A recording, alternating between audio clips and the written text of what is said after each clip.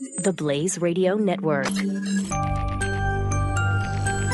On demand. Hello, it's Stu, along with Mr. Glenn Beck. Hi, Glenn. Hi, how are you? Mm-hmm. Our podcast today has lots of very interesting topics. Podcast is really good today. Yeah, good Bill O'Reilly today. He was on with us for a full hour, talking about, everything from the media attacking Trump to, what it was like back in the day with Sam Donaldson and Ronald Reagan. He told an interesting story about Sam Donaldson working at ABC back in the day when, I think Bill was probably about 60.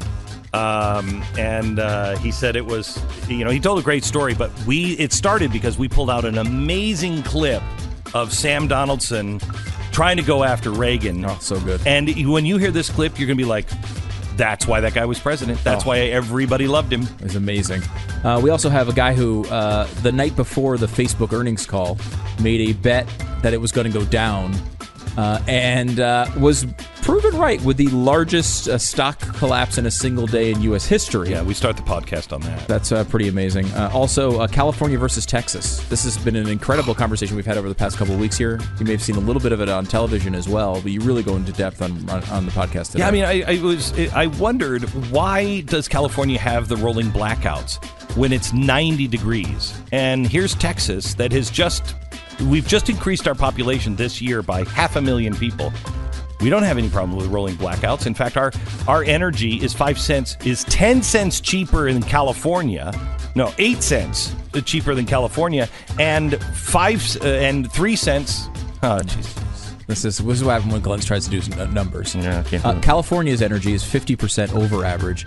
Texas's energy is 20% below average. I don't even know what that means, do I know? It seemed like I may have made it a little more simple. Maybe a little more simple. Hopefully, your book, Addicted to Outrage, September 18th, does not have you... No, there's no statistics There's no improving stats from Glenn in this book. It's actually really well researched. It's really good. And we get into a little bit of the detail on that as well. Coming up on today's podcast. Glenn Beck. Well, you live by the algorithm, you die by the algorithm. Facebook got straight up slaughtered yesterday. By the time Wall Street closed, Facebook shares were down 19%, wiping out $120 billion of the company's value. $120 billion. To put that into perspective, that is almost 4 times the entire market capitalization of Twitter. Wow. This is the largest single-day wipeout in stock history. Mark Zuckerberg himself lost over $15 billion yesterday. Now, the official reason, and you're going to hear from business analysts, is the media will just say, well, this comes a day after executives forecast years of lower profit margins due to Facebook's concerns over privacy and its role in the global news flow. Yeah. Well, that plays a little bit of a role. Privacy concerns are definitely real. The Cambridge Analytica thing was a nightmare. But the second part of the quote that I just read, where Facebook, they're managing the role in the global news flow, that is, I believe, the reason why people are beginning to bail on the company. Facebook was valuable when you could go there and you could pick and choose the type of content that you wanted to see. You could choose what was important to you. I don't want Facebook choosing for me. Facebook's algorithm has been destroying media companies lately, especially the smaller ones, and even more so, what a surprise, those that lean conservative. The Independent Journal Review, this was a conservative site that focused on millennials. They had to lay off almost all of their employees back in February. Why? Because Facebook's algorithm was choking off their reach, and IGR is just one of the many that are struggling because of it. All of us in conservative media have felt the algorithm change like nobody's business. So now, why would Mark Zuckerberg and Facebook do this? A, it hurts their business. B, it hurts their own business model. It's because it's the typical progressive mindset. That's all this is.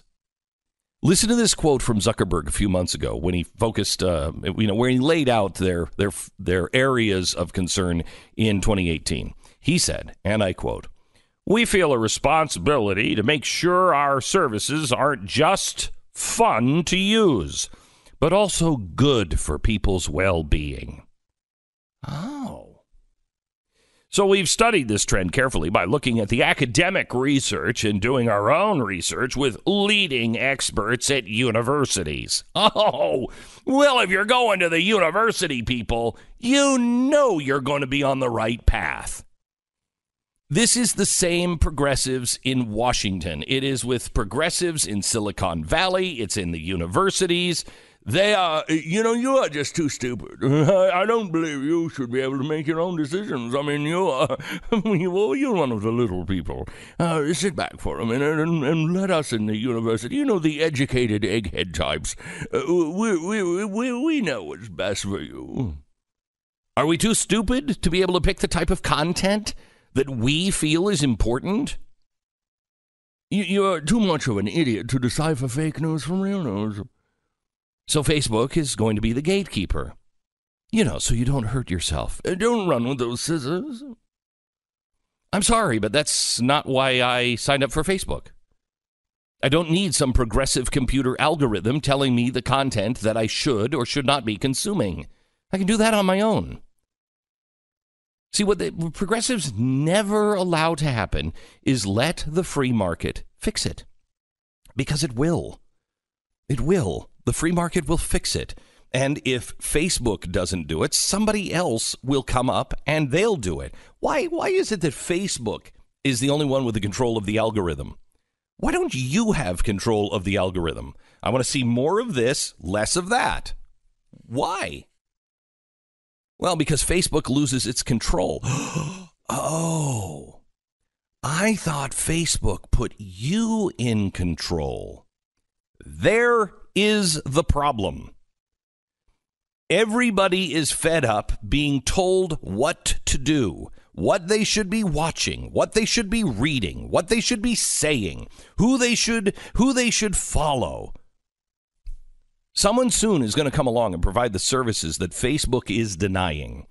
The free market fixes these situations, and yesterday the free market fixed progressivism that was growing inside of Facebook. You go to Wayne in Ohio. You're a publisher of a local newspaper, Wayne?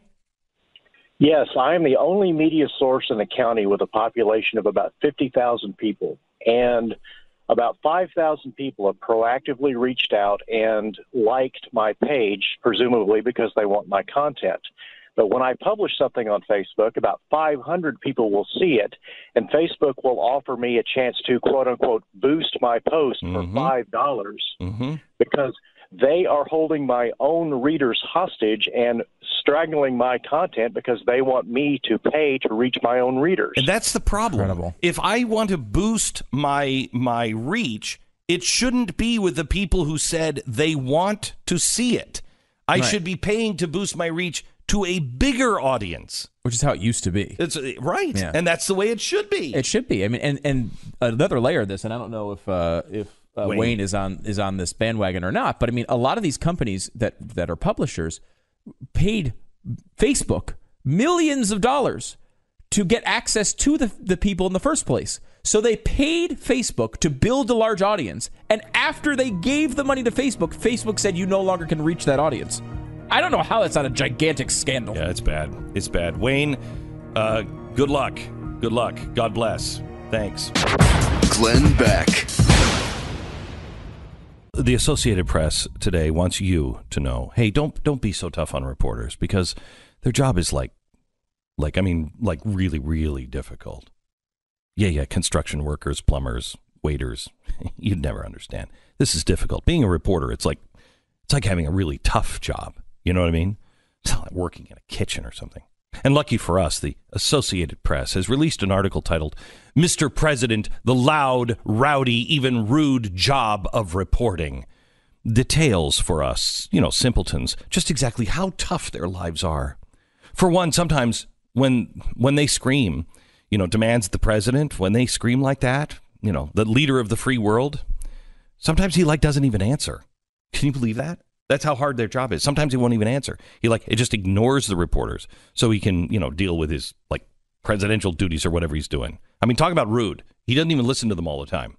Doesn't he realize how important the media is? I mean, if it weren't for the media, there would be no way that we would know the opinions of a highly elite, overly educated group of mostly leftist ideologues who actually believe that their opinion is factually, undoubtedly the truth, and that everyone else is a total idiot whose backwards opinions led to the rise of Adolf Hitler. So, I mean, what would we do? On Wednesday, White House aides banned CNN reporter Caitlin Collins for shouting questions to Trump that he did not like, setting off a national debate about how the press does its job. Okay, that's what that is what the AP reported. But they didn't ban her from the White House. They banned her from a photo op, which I don't like. Just leave it alone, Mr. President. You're bigger than this. Okay, but it was one event.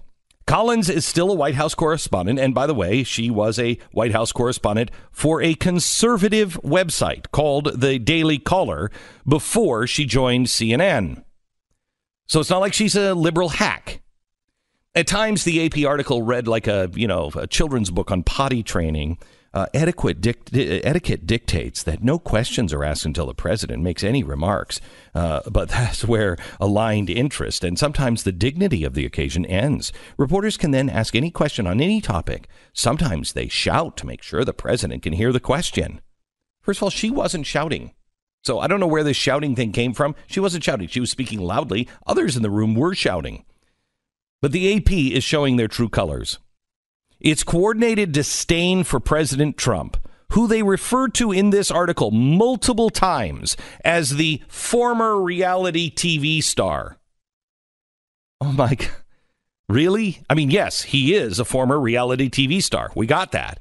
But he also now happens to be presently the president of the United States. Imagine if we would have referred to Obama as the former anti-gay rights pothead, Barack Obama. We could have. He was formerly a pothead, and he also formerly was anti-gay rights. Interestingly, the article does shed a little insight into Obama's own tenuous relationship with the press, a little bit, although they do it with the same bootlicking infatuation that they maintained while he was president. But let me take some of the bootlicking off the boots here. Here's a clip of Obama tossing a reporter. Now, I want you to note how joyful the mostly liberal press reacts, followed by CNN's coverage of Collins, who has an arrogant look on her face the whole time. Listen. You know what?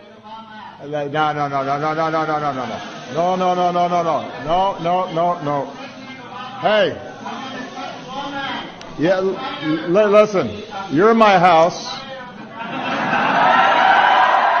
That's the press cheering. No. Come on. It's not, you know what? It's not respectful when you get invited to somebody.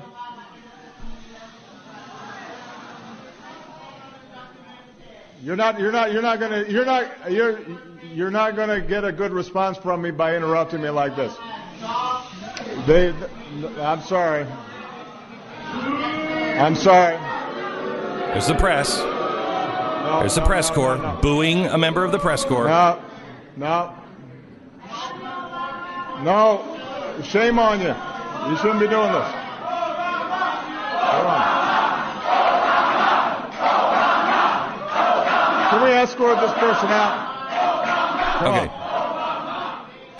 Okay, so now there are people that are not just press corps in that room, but the news media is there. Did they chant Obama or did they not? And more importantly, did they have a problem with somebody asking a question being thrown out? Now, here's the take of the AP. After the president gets the images and audio he wants, the White House press aides seek to keep the president on message and will shout to the shouting reporters, hollering "thank you," which keeps Trump from hearing questions in the first place. The result is a lot of yelling, which can look and sound chaotic. It's as if here they're trying to convince me that the footage we've seen of aggressive, snotty, elitist reporters over and over and over again is an illusion created by our middle American stupidity. I'm sorry, Associated Press, you are not a credible source when you repeatedly call him a former reality TV show. You have an unhealthy obsession, an unending fixation with the destruction of this president. I stand for freedom of press, but you need to take on a little more responsibility for your actions as well. Glenn Beck. Bill O'Reilly, where do I have it wrong? Oh, where can I start, Beck? Where shall I start? Let's start with the Associated Press. Your audience should know that from the inception of the Fox News Channel in 1996, the Associated Press tried to destroy it. All right? Every day, every way. David Bowder, Fraser Moore, their TV people just absolutely relentlessly tried to harm the network. Why? All right, so you can answer that question because you were there at Fox for a short period of time. Secondly, the tradition of shouting questions is what made Sam Donaldson famous. Yes. Okay? And he did that to Reagan, and then Reagan would put his hand up to his ear and go, I don't know, I can't hear you, I don't know who you are. Well, he didn't always do it. May I play a clip of Sam Donaldson? Because Sam is one of the guys who really made this famous, and listen how the president dealt with Sam Donaldson. Go ahead, play that, please. Sam Donaldson. You have it, Sarah? With Reagan. Mr. President, in talking about the continuing recession tonight, you have blamed mistakes of the past, and you have blamed the Congress. Does any of the blame belong to you? Yes, because for many years I was a Democrat. I mean, that's the way the president should deal with it. Yeah, and Dan Rather was the same way, and Bill O'Reilly was the same way. Mm-hmm. I never covered the White House, but I was super aggressive as a reporter. I don't remember ever yelling anything at anybody. I would pick my spots, but, you know, I certainly can't say I was timid. I don't think she was yelling. Who, Caitlin? Yes. I don't think you know what? Yelling. It really doesn't matter because and I can tell you this because I know this for a fact, because we investigated on BillO'Reilly.com last night. What rankled the White House was that she was told there was not going to be any Q&A, yet continued to be very aggressive and assertive in asking her questions to the president, who obviously didn't want to answer them. And then, would you have done differently? I probably would have done it differently. In her position? Here's how I would have done it. I would have asked the question, and when he did not answer the question and kept saying thank you, as you pointed out, then I would have said, will there be a time, Mr. President, when you'll answer the questions about Mr. Cohen, Michael Cohen? That's what I would have done. And therefore, I wouldn't have come across, look, this is the truth. Anyone who likes President Trump or supports him in any way despises CNN and Caitlin. All right? But she's not a CNN person. She came from the Daily Caller. No, but she works for them now. And as we pointed out last week, there is a culture at CNN that demands you be disrespectful to Donald Trump. I talked to a CNN person this week, and I said, can you name one person on your network, one, in a position of visibility, anchor, high-profile reporter, who's even moderate toward Donald Trump? And there was silence. There is not anyone, not one human being working for the corporation that is even moderate to the man. So the culture is get him. And so Caitlin knows that's the culture. And Caitlin has prospered in CNN from her display. But for the American people, if you took a poll today, they would say she was out of line by probably 55-45. So, you know, the point is that the press has devoted itself to removing Donald Trump from office. That's what they want to do, and they're not going to stop doing it.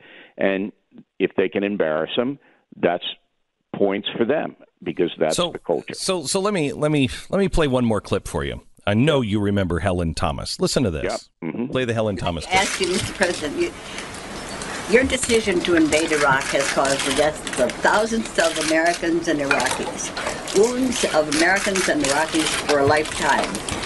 Every reason given, publicly at least, has turned out not to be true. My question is, why did you really want to go to war? From the moment you stepped into the White House, from your cabinet, former cabinet officers, intelligent people, and so forth. What was your real reason? You have said it wasn't oil, quest for oil.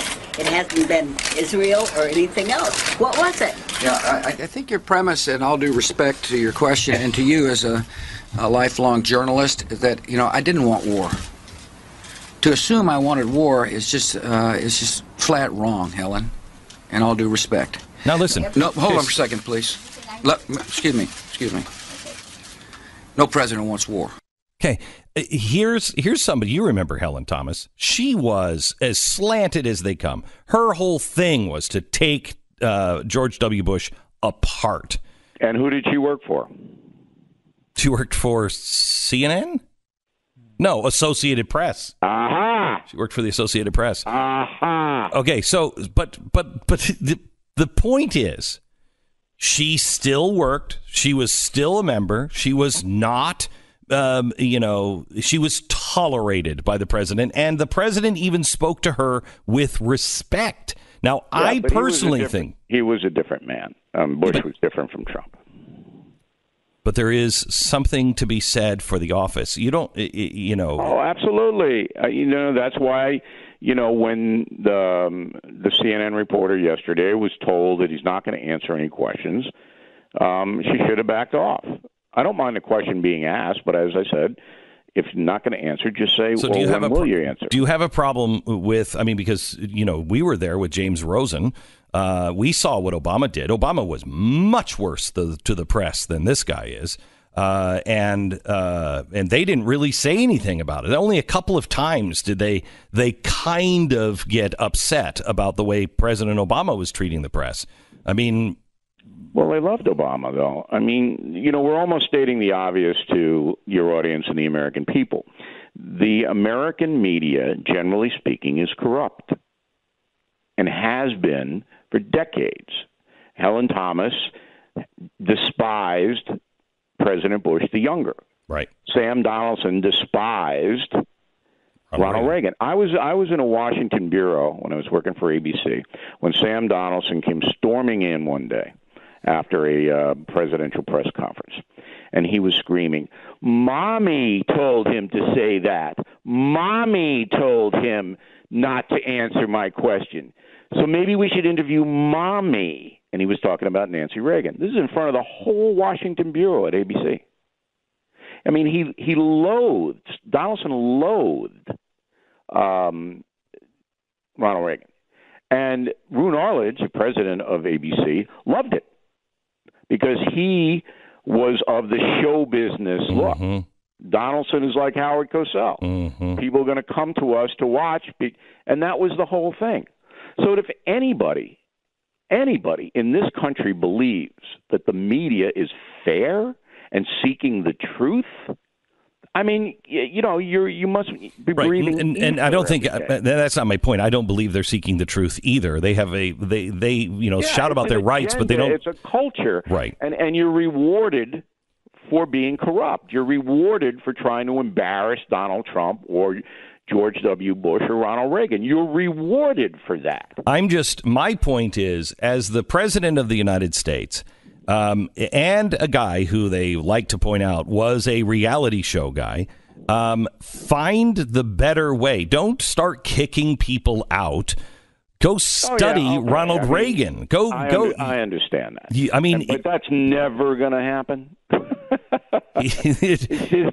Because Trump says, "Look, all of this energizes my base." I know. All right, so I know, but I will tell you this. Never going to do that. I tell you this: what Ronald Reagan just did to Sam Donaldson, the clip I just played, eviscerated him. Sure, right. It not only energizes his base, but it also makes others who are in the middle going, "Get him! That was great. That was brilliant." But it's a different time now. It's a different time. No, just a different guy. So Bill O'Reilly from BillO'Reilly.com, and also the author of the new book that's coming out September 18th, the same day my book is coming out, Killing the SS. It is, Bill, I'm halfway through, and it is really good. It's the best book you've written so far. Thank you. That's very kind of you to say that. I appreciate it. It's the only book I've read of yours, and I've only read I've only read a chapter in the middle, but so far chapter in the what people don't know is that you have servants to read to you. So I fan you. I will tell you, it's really fascinating. Not what I expected at all, but just really fascinating. Really Where do you good. get to the end? The end is just going to blow your mind. The last chapter is an amazing exposition that nobody knows about. So, Bill, let me see if I could get you to say one nice thing about the press. Is there anything you can say? I have to be honest because I've taken a beating. I know. From these people, so it's personal, and I'm not asking people to believe me, but I've been in this. I think most people do know. I think most people believe you. I hope so. Yeah. I mean, we've prospered everywhere we've been for 45 years. Yeah. And that's how long I've been a journalist. And in the beginning, when I went to Boston University for my master's in broadcast journalism, I did it because of Watergate and because I wanted to be an investigative reporter and look out for people. But what has happened is that the money, the industry, has overcome all ethics, and the news organizations are corrupt. I cannot read the New York Times. Literally, I cannot read the newspaper because it is just, to me, a fiction. They don't care about the truth. They don't care about finding out what happened. But, Bill, do you think it's just the media corporations, which I think hold a lot of responsibility, but it is also now, when you came out of journalism school, you weren't indoctrinated like you are now. No, absolutely not. And the college experience has fallen apart. And I had a great guy on BillO'Reilly.com yesterday discussing that, a professor from DePaul, a philosophy professor, saying that the universities it goes hand in hand. Yeah, no, he's amazing. So what we are now is a free country with a press that's corrupt. Okay, I was talking to from Harvard, Professor Alan Dershowitz. Alan Dershowitz. He was on the TV show last night at 5 o'clock, and we were talking a little bit about the impeachment proceedings that the Liberty Caucus wanted to put out, the Freedom Caucus, and they were going to impeach Rosenstein, and then they backed away from it. Now, his case was these were not impeachable offenses. You don't do that. His bigger point was this really weakens the hand of the president if Congress falls into the hands of the Democrats, because he didn't do anything illegal. And he said impeachment has to be about legality. And if it's not, then you can file the papers against the president. Do you agree with that, Bill? Yeah. I mean, I think if you diminish the original intent of impeachment by using it to punish a civil servant like Rod Rosenstein, who's obviously doing the wrong thing, that leaves the door open to punishing anybody you want, including the president, with a mechanism that wasn't designed for that purpose. But I like to cut through all the BS, and people don't even know who Rod Rosenstein is or why they're mad at him. It all has to do, and it's very, very simple, with getting a warrant from a federal judge to surveil the campaign of Donald Trump. That's what this is all about. Mm-hmm. And we know enough now to state factually that information brought to the judge, whoever that may be, the judge is still anonymous, by the FBI was fallacious, was false. So they got a warrant under false pretenses. That's a crime. And the Congress people want to know exactly who put the false stuff in the application, who did it. Well, wait, what's the false stuff? I can see that the false stuff is that the FBI was using rumor as fact. rumor about Donald Trump and his associates working with Russian people. They were rumors, not facts, but they were presented to the federal judge as facts.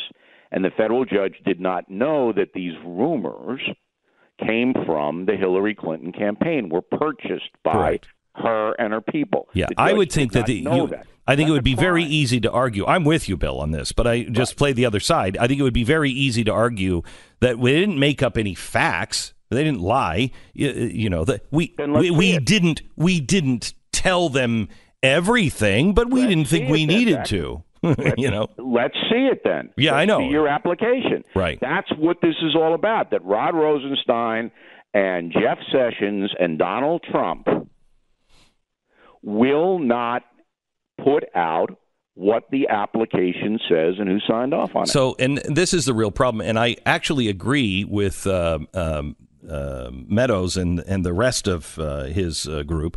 When you have somebody in justice who is running an investigation that Congress has oversight on, and you subpoena. I mean, if you subpoena me, if Congress subpoenas me and I don't show up, I go to jail. If a court subpoenas me for a speeding thing, I go to jail if I don't show up. This guy is not showing up. He's not producing records. Why isn't he in contempt of Congress, at least? Why aren't they just throwing him in jail on this? Well, they never do that, number one. They very rarely back up their rhetoric with action. They could cite him for contempt, but Holder was the former Attorney General, cited for contempt as well. I know. On the Fast and Furious gun thing. Right, but if you don't ever back it up, contempt means nothing. Well, that's what Congress is they don't back it up. But if I'm President Trump, I order Rosenstein to put out the documents, give them to the congressional committee that subpoenaed them now. Why aren't they? If he says no, I fire him. Why aren't they? It's speculation, Beck. You want me to speculate? Yeah, I do. All right, because I don't like to do that. I know. BillO'Reilly.com, where it's a no speculation zone. Yeah. The only thing that I can think of, and I don't have any information to back this up, is that in the application to the federal judge to get the wiretap on the Trump campaign, the FBI cited a lot of seamy stuff, a lot of salacious stuff that they heard, and that Trump doesn't want that put out to anybody. And that's the only different than what we've already heard. I don't know that. But there's no other reason on earth why the President of the United States wouldn't say, I want the people, particularly Glenn Beck and Bill O'Reilly, to see how corrupt this wiretap warrant was. Because I've seen this whole thing, that this is a bogus investigation. It's a witch hunt. It was based upon Hillary Clinton's purchasing things that aren't true. So if that's your thesis, and certainly that's the president's thesis, put out the document that can prove it. Right. I have it sitting right here. I have the 400-page application for this wiretap right here. And there is a ton that has been blacked out. Yeah. A ton, page after page after page after page.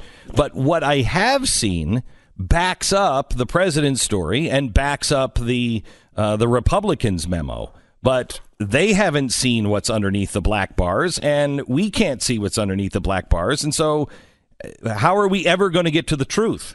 I don't know. And if the president doesn't want this out because it is embarrassing, even though it isn't true. I mean, allegations are embarrassing, even if they're not true. So he could order.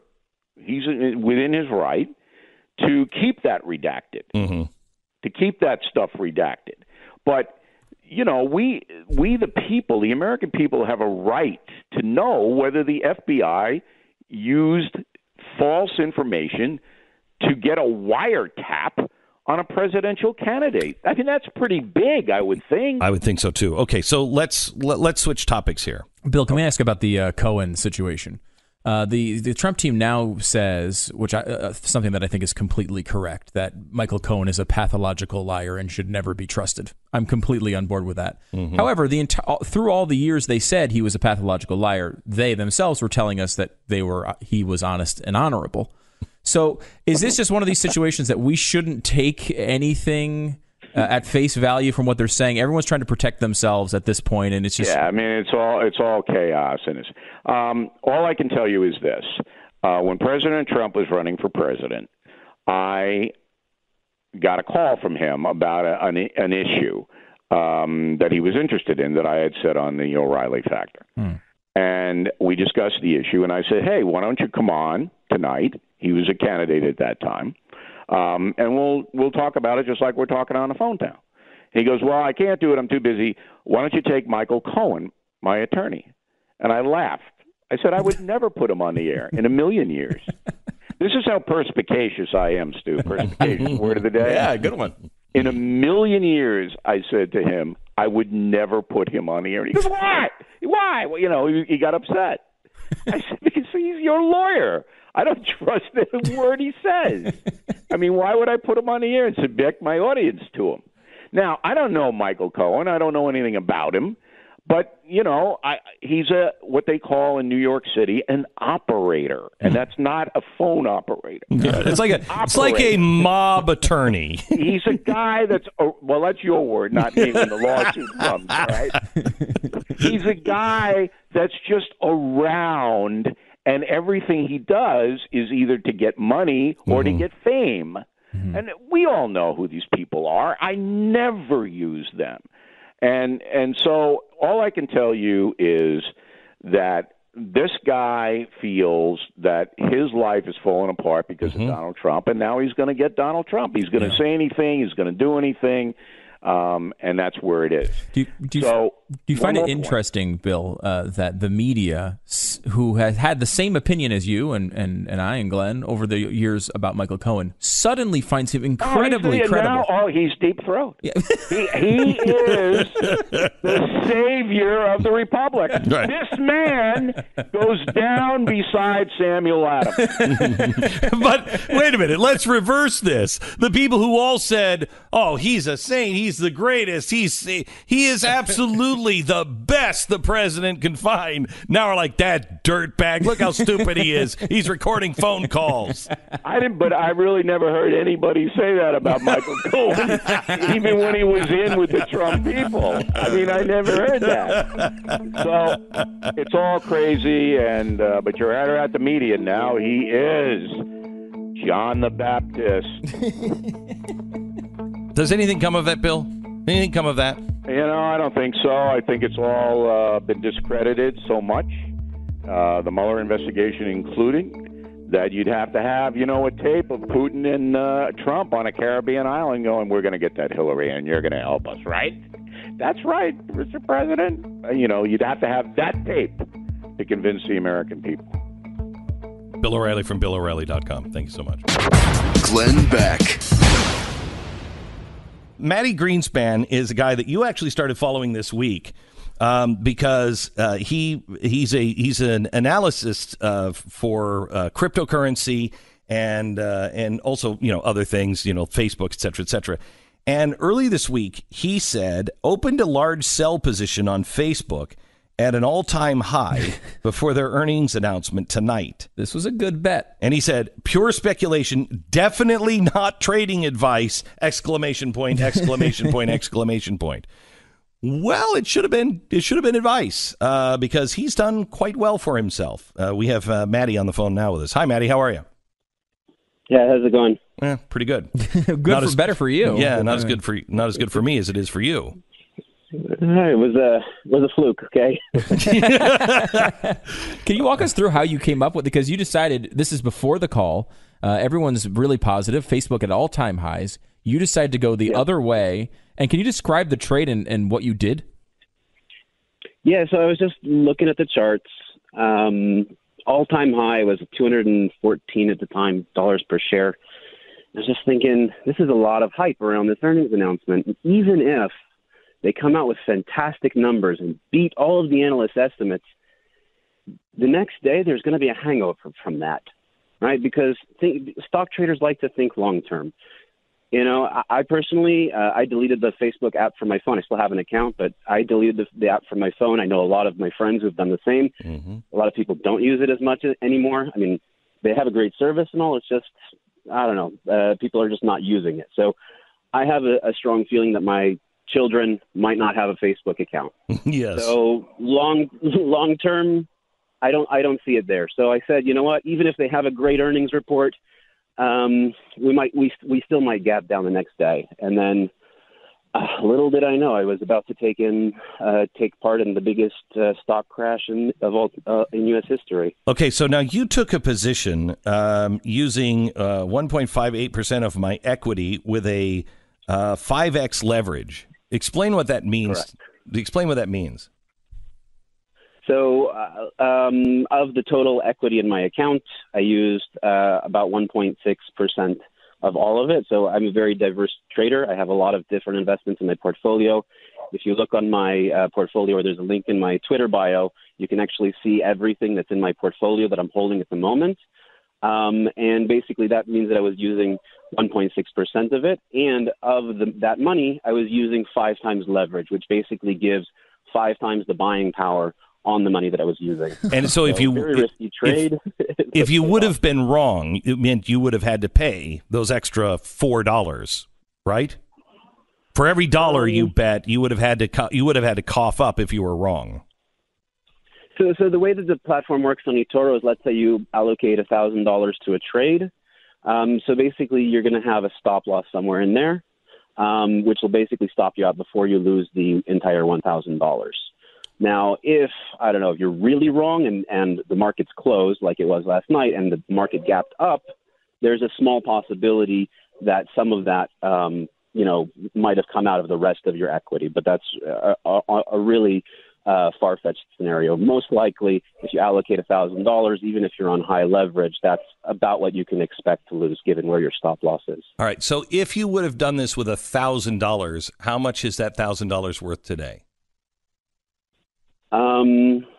I haven't done the math. Well, let's just come up with something that maybe you have done the math on. If someone, and definitely not what you did, but someone like you, if they would have, you just fill in the numbers. Somebody like you, definitely not you. Right. So if you do $1,000 and you're expecting to take 100% profit, that would be $1,000 of profit. If you so that would basically be how it works out. That's no. What I'm asking is, how much money did you make? Seriously. It wasn't a lot. And maybe enough for a nice weekend away. Not enough to buy a house yet. It's an amazing trade, though, and I was interested too, Matty, on your looking at cryptocurrencies, because that's you're known for that, if I'm correct. And yeah, we've been talking a lot about cryptocurrencies. We've followed the whole run. I mean, it really is. It's an exciting sort of situation, and people have made ridiculous gains like this in a lot of the cryptocurrencies. But also, I mean, the last year has been, at least since the beginning of the year, been really scary. What are you seeing coming forward with that? So, cryptocurrencies are very new. Bitcoin specifically, if we look at it on the entire time frame, it goes through these kind of boom and bust cycles. So because it's something that's so useful for everyday people, and because it's coming online so quickly, basically what you get is these periods where so many people are interested in buying at once that the price can surge, quadruple digit, like thousands of percentage points within a very short amount of time. What happens is at the end of that, it has to come down at some point, come back down to reality. So generally speaking, after a 1,000-point rally, you'd expect to see even a 70% or 80% plunge after that. Correct. But usually it doesn't return to the where it was before. So it just maintains a little bit of the gain after the entire boom and bust cycle. Are we headed towards a boom cycle, do you think? I'm very optimistic. I hope so. Certainly, it would be better for everybody involved if we saw more steady inclines. Yes. Because that would basically give it a better case for a use case scenario. Anybody who bought, in December at $20,000 per coin is right now kind of sitting on their hands and biting or biting their nails, or both at once. It'd be flexible. But yeah. So. Or have teeth in your butt, which would be weird. That would be very strange. Exactly. So it would be a better case for the store of value and to be used as money. However, the way it's worked out in the past is that every cycle is a little bit less percentage-wise than the previous cycle. Yes. So over time, as we reach full market penetration, we should see a lot of that volatility leveling out. But we won't. That could be years away still. And if you are somebody, do you believe this is still at the place where it can be generationally? It can create generational wealth, or at least, is it? Yeah, my grandfather in 1920 bought AT&T. Is it that kind of thing? Well, it's more of the kind of thing where you have now an alternative to central bank / government money. No, but I mean, far as a stock, if your grandfather bought, AT&T in 1920, and then just sat on it, that's a great, generational wealth creation item. Is if you buy Bitcoin now and you just sit on it, do you think it has that kind of potential? Well, judging from the past, and obviously past performance is not an indication of future results, but over the last 5 years, it's done. I haven't done the math, but probably somewhere along the lines of all of that AT&T stock in the last 100 years. But you don't think we're at the end of it? It doesn't seem like it to me. I mean, anything is possible, but at this point, it seems like we're at the low in the cycle. We've seen a 1,000-point rally. We've seen a almost 75% drop. Now we're kind of evening out. Yeah, it could go a bit further, but most of my clients are accumulating at these prices. Can I let me go back to Facebook here for a second? I think Facebook has is a thing of the past. Nobody who's young is using Facebook anymore. And they kind of took on the responsibility to be the arbiter of what's true and what's not, and that's not really their role and can't be done.